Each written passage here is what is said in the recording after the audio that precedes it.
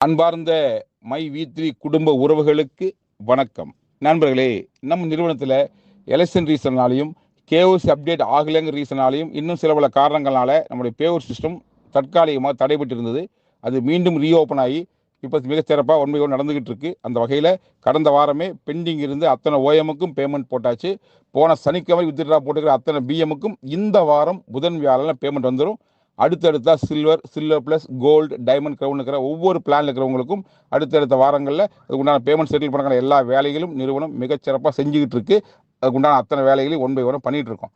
இந்த சூழலில் நம்ம நிறுவனத்துக்கு எதிராக கடந்த 10 மாதமாக ஒரு கட்சியை சேர்ந்த ஒரு நபர் தொடர்ந்து டிஸ்டர்ப் பண்ணிட்டே இருக்கிறாரு.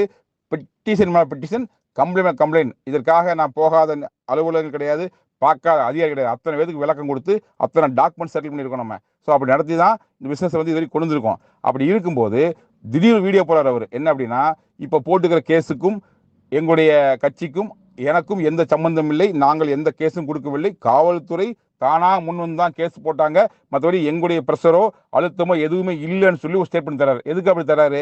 நம்ம என்ன பண்ணியும் நம்ம பப்பு வேகலை, இந்த கம்பெனி தொடர்ந்து நடக்குது, இதுக்கப்புறம் அசிங்கப்படக்கூடாது அப்படிங்கிறதுக்காக அந்த ஸ்டேட்மெண்ட் தந்தாரா அப்படிங்கிறது அவர் தான் விளக்கம் கொடுக்கணும். அதே சமயத்தில் இப்போ இவர் எதுவுமே பண்ணலன்னு சொல்கிறார் இல்லையா, இவருடைய தொடர்ந்து ட்விட்டர் பார்த்தாலே அத்தனை விஷயங்கள் அதிலே இருக்கும். என்ன சொல்லியிருப்பாரு? இந்த நிறுவனத்துக்கு எதிராக 100வது முறையாக புகார் கொடுக்கிறேன், இந்த தேதியில் அது கொடுத்தேன், அந்த தேதியில் இது கொடுத்தேன், இந்த ஆஃபீஸுக்கு அங்கே போனேன், அந்த ஆஃபீஸுக்கு இங்கே போனேன்னு சொல்லிட்டு ஒரு பெரிய லிஸ்ட்டே வச்சுக்காரு. 200 நாள் ஆச்சு, 250 நாள் ஆச்சு, 275 நாள் சொல்லிட்டு ஒவ்வொரு சுச்சுவேஷன்லையுமே இவ்வளோ நாள் ஆச்சு கம்ப்ளைண்ட் கொடுத்து நடவடிக்கை ஏன் எடுக்கலன்னு சொல்லிட்டு அத்தனை காவல்துறை அலுவலகங்களுக்கும் எல்லா டிபார்ட்மெண்ட்டுக்குள்ளேயுமே மாற்றி ப்ரெஷர் மேலே ப்ரெஷர் போட்டு தான் இந்த விஷயத்தை இந்த அளவுக்கு கொண்டு வந்துருக்காரு. ஸோ இதெல்லாம் நடந்துட்டு இருக்கும் பொழுது இதெல்லாம் மீறி தான் இவெல்லாம் அந்த கம்பெனி எடுத்திருக்கோம். இப்போ என்னன்னா, இதெல்லாம் இன்னும் தெளிவாக பண்ணுறதுக்காக, ஏன்னா நம்ம லட்சியம் பெருசு, 2026 உலகின் நம்ம கம்பெனி ஆகணும்னு சொன்னால் இவங்க கூட எல்லாம் மல்லுக்கிட்டு நேரம் இல்லை. ஸோ அப்படி இருக்கும்போது நம்ம நிறுவனத்தை இன்னும் லீகலாக வேற லெவல் ஸ்ட்ராங் பண்ணுறதுக்காக பல்வேறு விதமான ஆலோசனைகளை நம்முடைய சட்ட வல்லுநர்கள் எடுத்துகிட்டு இருக்காங்க. ஸோ அந்த வகையில் நம்முடைய சட்ட வல்லுநர்கள் என்ன நமக்கு ஆலோசனை சொல்கிறாங்களோ அதை உள்வாங்கிட்டு அதை முறையாக செஞ்சு இன்னும் நிறுவனத்தை சட்டப்படி ஸ்ட்ராங் பண்ணி எல்லா லெவல்லையும் நம்ம கம்பெனி வேற லெவல் கொண்டு வரக்கான முயற்சி நடந்துகிட்டு இருக்கு. ஸோ நம்முடைய அத்தனை முயற்சியும் சக்ஸஸ் பண்ணுறதுக்கான ஏற்பாடுகளை நம்முடைய சட்ட வல்லுநர்கள் சிறப்பாக செஞ்சுட்டு இருக்காங்க.